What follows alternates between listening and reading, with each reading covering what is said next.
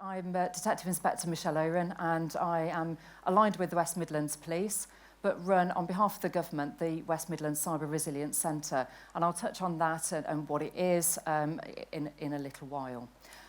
All I'm going to say is my investigative skills are slightly better than my PowerPoint skills, so bear with me. It doesn't get very exciting, it's a warning.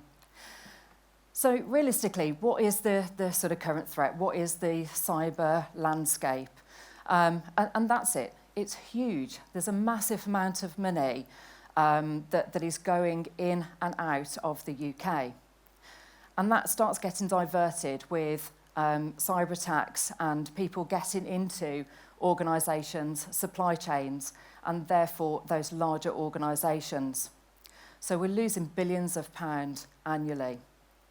And we say that and it doesn't really mean much, but the reality of it is that a lot of small businesses will end up going out of business completely, losing their homes, their children having to be uprooted, and the actual human element is something that we sort of forget to think about when we talk about figures such as this.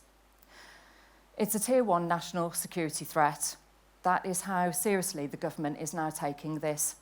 The only other threat that sits at Tier 1 is terrorism. Now, law enforcement can't do everything. We can't police our way out of cybercrime because there are no boundaries. Just because somebody's diverted a £12,000 invoice from the state, we are not going to be in a position to prosecute them in the UK for you. And so this is why we have to work in partnership. We have to work with businesses and try and find that joined-up approach. So, West Midlands region, what is the threat landscape for us in the Midlands? Last 6 months has seen 40 cyber-dependent crimes. Now, that doesn't seem a lot, because that covers Staffordshire, West Mercia, Warwickshire, and Staffordshire Police Force areas. But that's only a percentage. We know that cybercrime is so underreported for varying reasons. So we can only give you the landscape as is reported. And that's something that we really need to keep into focus. 11 of those have been ransomware and 29 hacking. I'm probably not telling most of the people here anything that they don't already know, because that is not just the Midlands region threat, that is the threat nationally. 95% of hacks are successful because of that human element. So what are the sectors that we're looking at? Again, over the last 6 months, because it moves so quickly, things change so quickly, I've stuck to that sort of 6-month period for you. Education, that's one of the main 4 that are coming up, along with retail, construction, and manufacturing. And they're all starting to see more and more of that constant attacks on their businesses. So what else is there? We found that there's a steady increase with social media. So many small businesses now use social media for their business, to sell their products. Instagram, TikTok, that's what they do. What they don't do, however, is secure their personal information, their personal accounts, and people then use that to get into business accounts and take them over. I don't know if anybody's had the misfortune of losing their Facebook business account. You're probably not going to get it back again. So not only are you losing money, your reputation is potentially at risk as well, because people are buying products thinking that it's yours. So we're trying to really get the messaging out that you've got to look after all of these different areas. And as I've said, what we see locally tends to be what we see nationally as well. And there's been a 24% rise in social media hacking. This is something that's starting to really become an issue. And we're finding more and more attacks on critical infrastructure, such as Severn Trent Water, which is one of our local ones, and the NHS network have all been recent attacks. And the majority of the time what's happening is they're getting in through that supply chain. They're getting through via that smaller business who doesn't think that they've got anything of value. So what's been done? Nationally, the National Cybersecurity Centre are really trying to promote some better processes for people. They've been more proactive in putting out their threat advice and guidance than they ever have been in the past. They're trying to engage with those more at-risk sectors specifically, so that what they're telling them is relevant to them. And of course, they've got their active cyber defence programme, which has been constantly updated.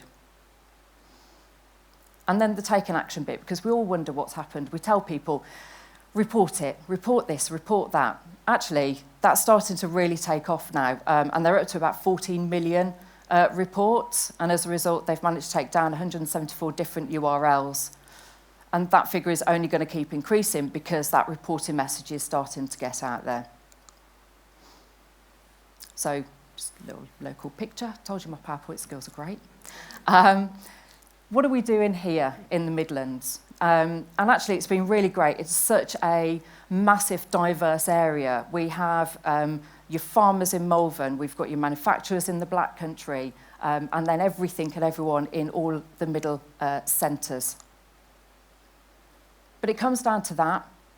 It's all about that collaboration piece. I could say, this is happening and that's happening, but all around it is actually that collaboration piece.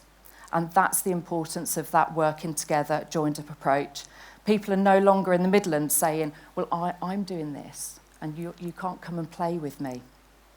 They're actually starting to go out and engage and want to work with people who perhaps they may have seen as competitors in the past to get that message out. Software developers, there are such amazing systems out there.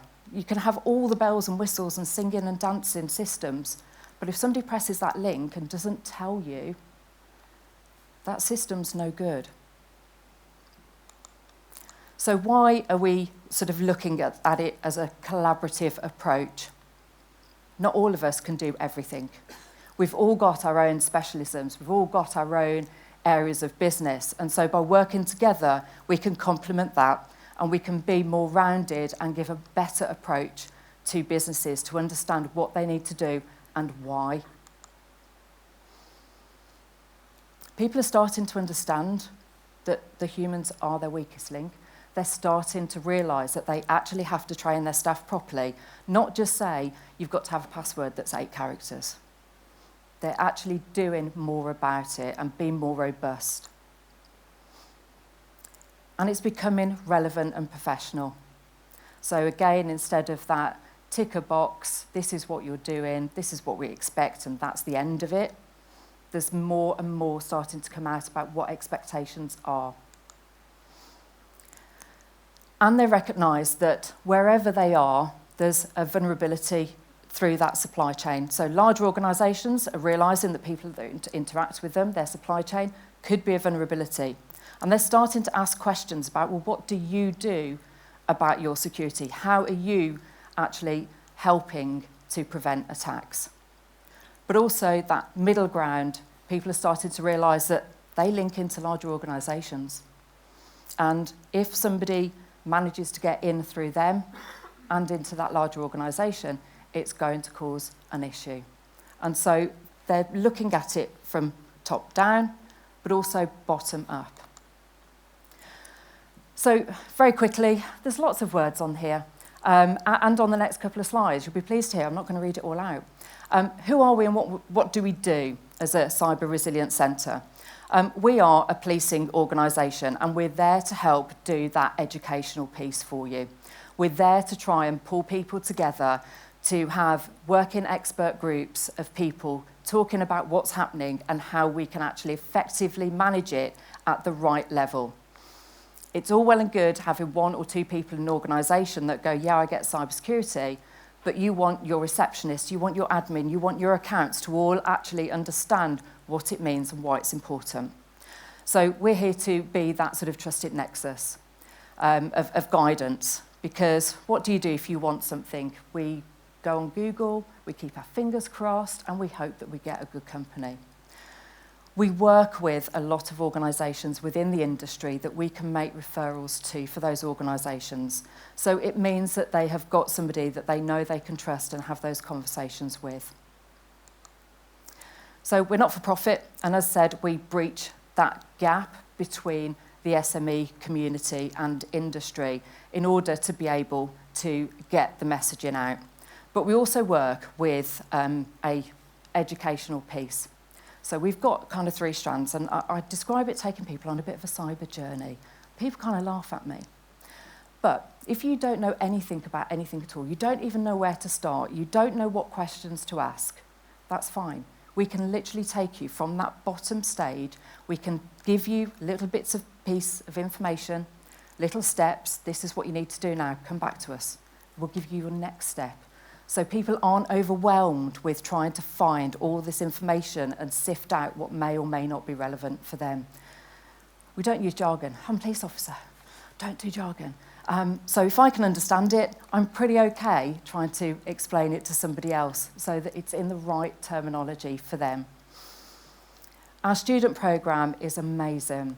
And what we do is support a talent pipeline throughout the UK with the universities. So we go to all the local universities and we talk to the cybercrime students who are interested in cybersecurity. And if they get through the interview and vetting stages, we give them masterclasses in delivering very low-level services to organisations. What that means is the student gets some amazing real-life experience that they can put on their CV, because we expect them to do the technical stuff, but we also expect them to put it in plain language for anybody to understand. But businesses can also take that very small step as and when they need to, instead of trying to do everything all in one go. And as I said before, we've got that trusted partner network that sits behind us. And what we try to do on that journey that I described is get people to at least a sort of Cyber Essentials plus standard, so that they're aware of it. And our trusted partner network can help ensure that. They also offer other services. So, as I said, depending on where people are on that journey, we can start them off, know nothing about nothing, and build them up. Or those who actually are pretty good, they're pretty set, but they just need that little bit more, they can join further on up that journey, but we can continue to grow and help them as they need it. And that collaboration piece, which is so important, and I mentioned right at the very beginning, is really starting to bear fruit now, because what it's doing is it's actually changing the culture within entire organisations, and that's what we need. Because what we want is when somebody presses the link, instead of going, it's okay, my computer still works, nobody knows I've pressed the link, so I'm not going to tell anybody about it. And 3 weeks later, lo and behold, everything goes down and you've got an organisational difficulty. What we're doing is we're making it a culture where people can go, oh, I know I shouldn't have clicked that link, but they're going to go and they're going to tell somebody about it straight away. We want them not to click the link, don't get me wrong. But if they do, at least they know what the processes are within their organisation, they know where to go to, they know that there's not going to be a, you've pressed this link, weren't you stupid? Because it's that organisational change. We had a charity that we work with. Charities have no money, let's face it, we're all trying to do more with very, very much less at the minute.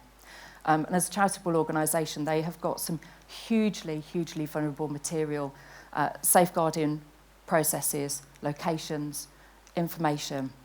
And they need to look after that, because the ramifications, if it gets out there, are really, really serious for people being harmed.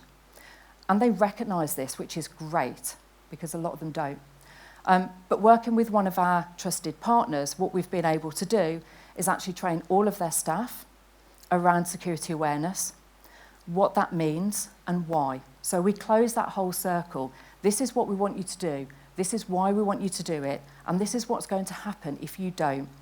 And everyone has taken something away from that learning that they can also put into practice in their personal life, which is great. So that entire organisation has had a training process which will be ongoing all of the time. That culture is changing within the organisation, and our trusted partner has been able to look after all the technical experts, technical elements that they need to ensure that they're adhering to all of their processes and policies. So that's how we're able to sort of come together with conjoined processes and systems to help move businesses forward. I've kept it very short, but thank you. Brilliant. Thanks, Michelle. Has anyone got any questions from the audience? We've got a couple of mics to run around. I can see people now. Yeah, amazing. I've got a question for you, Michelle. I know we were having a conversation earlier today about some of the conversations you're having with organisations.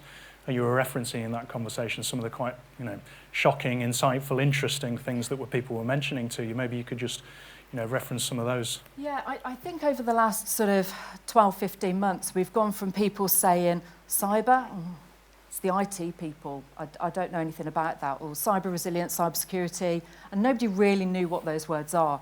People are starting to now understand and recognise that they probably do need to do something, and some people are taking that step and others not. The conversation we were talking about earlier, I was at an expo and I sort of, the chap behind me, I'd gone to have a look, see what they were doing, and I just said, oh yeah, I'm just at the back of you, this is what we do. And he went, don't need it. I was like, I'm not trying to sell you anything. I do loads of free stuff anyway, but I'm not trying to sell you anything. And he said, well, it's okay, it's only the three of us. Okay, so if your computers and your phones go down, you can't access all of your organisational material, what are you going to do? How are you going to sort of get in touch with your suppliers and your distributors? And he just went, close it down, start again. Doesn't bother. Close it down, start again, it's fine. What are you going to do? I admitted defeat, I have to say, at that point, and moved on. Because it was clear that he had decided this wasn't an issue for his organisation, wasn't an issue for his company, and he could quite happily shut down and start again for some reason. Yeah, interesting. And I guess that ties into some of the cultural references you were mentioning earlier as well. Yeah, very much so. Brilliant, okay. Any final questions? There's a couple. Will you get a mic over to this gentleman? Thanks, Barry.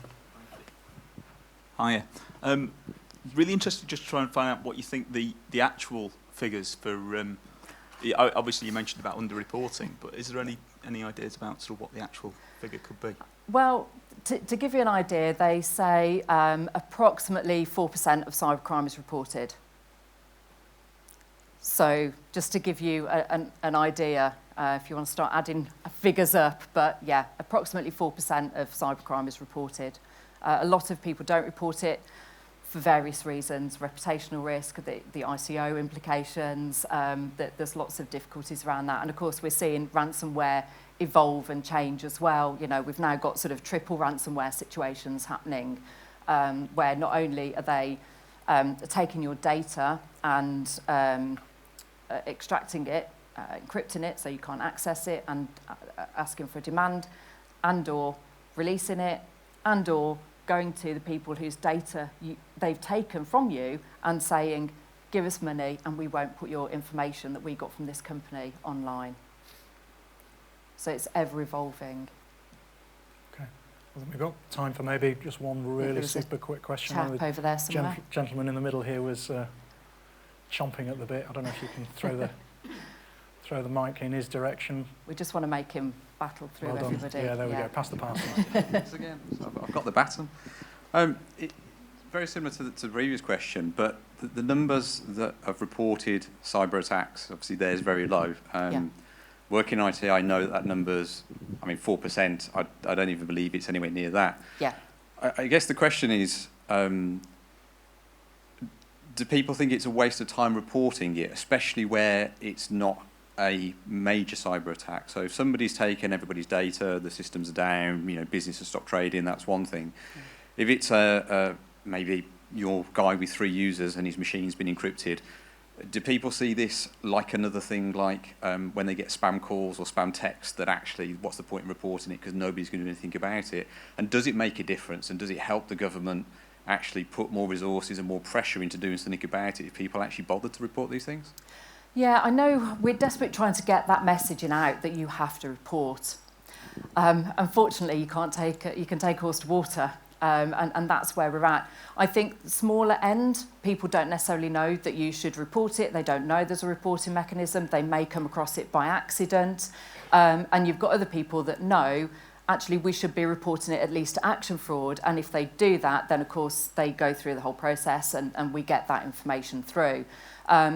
Action Fraud is having a lot of changes at the moment, and I know it isn't the easiest process to report a non-attack. So if, for example, somebody tries to get in your system but fails, it's very difficult to actually report that to them because they'll say, well, it's not a crime.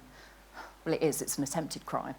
So you get there eventually, but it isn't an easy process, and that is something that we're feeding back to the powers to be, that we need to make it easier, we need to make it more well known, because that will then help decide what we do, how we do it, and where we put our resource in. And where does the police actually step in? How severe of a crime, or is it just deemed as a, I don't know what the right term is, but where it's a business crime as opposed to, it's not actually a criminal offence, it's more of a... Yeah, so all reports that go to Action Fraud all come through to the regional organised crime units, and we've all got dedicated cybercrime units. So all investigations that come through, all reports that come through, will actually be looked at, they'll be picked up by a cybercrime specialist, and they will go through the processes to see what information may be available in order to find out who sits behind it. Sometimes it's easier than others. As I said, if you've got people, they're in the States, they're hiding IP addresses, things, it's not always that straightforward. So we can come to dead ends and we can't proceed. But we have had a lot of success in following through various sort of investigative processes, and as a result have found, sort of like 17-year-old kids. It sounds really, really what everyone imagines, that hoodie. Sitting there in the garage sort of, or their room. He was in his dad's garage, and he got this whole massive setup at 17. So we do find them, and of course we've been working quite closely. You've seen recently there's a huge organisation that's been taken down with hundreds of thousands of victims involved in it. So those investigations do take place, and all reports do get looked at.